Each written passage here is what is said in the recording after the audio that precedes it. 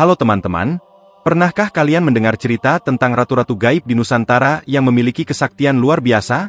Mereka bukan hanya legenda, tapi juga dipercaya oleh banyak orang hingga saat ini.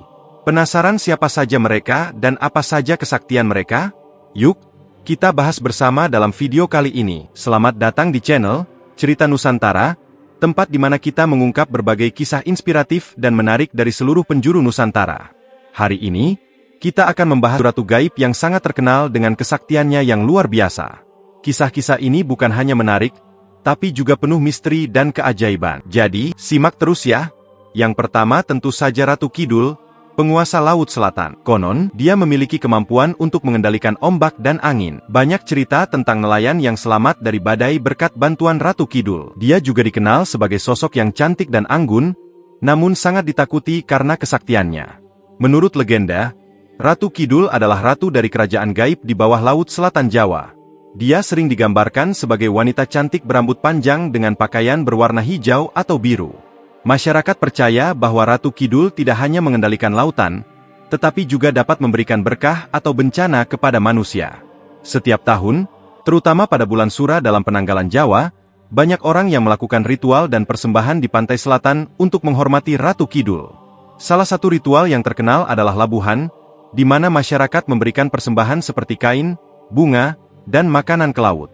Mereka percaya bahwa dengan memberikan persembahan ini, Ratu Kidul akan memberikan perlindungan dan berkah bagi mereka. Selain itu, ada juga kepercayaan bahwa Ratu Kidul memiliki hubungan khusus dengan Raja-Raja Mataram, khususnya Panembahan Senopati dan Sultan Agung. Konon, Ratu Kidul pernah memberikan kekuatan gaib kepada raja-raja tersebut untuk memperkuat kerajaan mereka.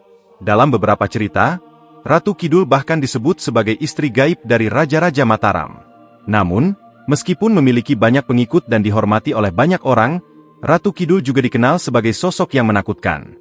Banyak cerita tentang orang-orang yang hilang atau mengalami kecelakaan di laut karena mengabaikan atau tidak menghormati Ratu Kidul. Oleh karena itu, masyarakat pesisir selalu berhati-hati dan menghormati tradisi serta kepercayaan yang berkaitan dengan Ratu Kidul. Kesaktian dan misteri yang menyelubungi Ratu Kidul membuatnya menjadi salah satu tokoh legenda yang paling terkenal dan dihormati di Nusantara. Kisah-kisah tentang Ratu Kidul terus diceritakan dari generasi ke generasi, memperkuat kepercayaan dan rasa hormat masyarakat terhadap sosok ratu gaib yang satu ini. Nyi Blorong adalah ratu ular yang dikenal dengan kecantikannya yang mempesona. Dia bisa berubah menjadi ular besar dan memiliki kekuatan untuk memberikan kekayaan kepada mereka yang berani membuat perjanjian dengannya. Namun, perjanjian ini biasanya memiliki konsekuensi yang berat. Nyi Blorong sering digambarkan sebagai wanita cantik dengan rambut panjang dan pakaian indah yang dapat berubah menjadi ular besar. Dalam banyak cerita, dia muncul dengan tubuh bagian bawah berupa ular yang melingkar-lingkar, memberikan kesan magis dan menakutkan. Legenda menyebutkan bahwa siapapun yang bertemu dengannya akan terpesona oleh kecantikannya, tetapi juga harus berhati-hati dengan niatnya.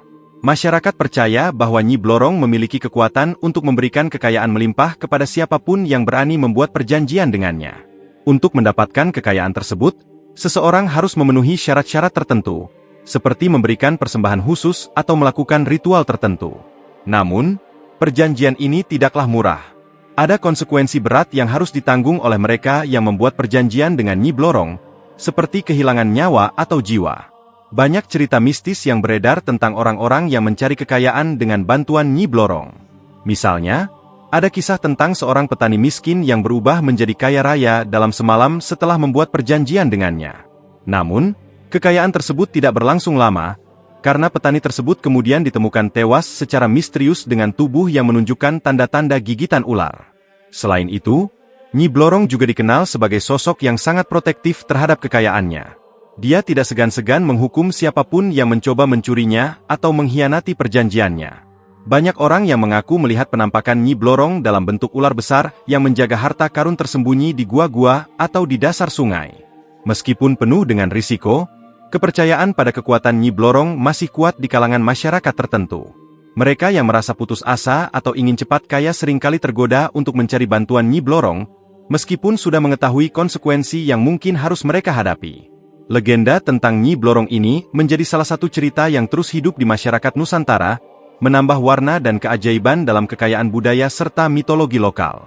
Kisahnya selalu menjadi pengingat bagi kita semua untuk berhati-hati dalam mengejar kekayaan. Karena ada harga yang harus dibayar untuk setiap kekayaan yang didapat secara instan dan tidak wajar. Dewi Lanjar dikenal sebagai penguasa Laut Utara. Dia adalah sosok yang cantik namun misterius, yang sering membantu para nelayan yang berada dalam kesulitan. Namun, dia juga bisa marah dan menimbulkan bencana jika merasa terganggu. Dewi Lanjar sering digambarkan sebagai wanita muda yang sangat cantik dengan rambut panjang yang terurai.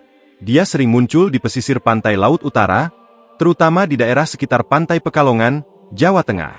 Nama Lanjar sendiri konon berasal dari kata dalam bahasa Jawa yang berarti janda muda, menggambarkan sosok Dewi Lanjar yang anggun dan penuh misteri. Masyarakat pesisir sangat menghormati Dewi Lanjar karena dia dikenal sebagai pelindung para nelayan. Banyak cerita tentang nelayan yang hampir tenggelam atau hilang di laut yang kemudian diselamatkan oleh Dewi Lanjar.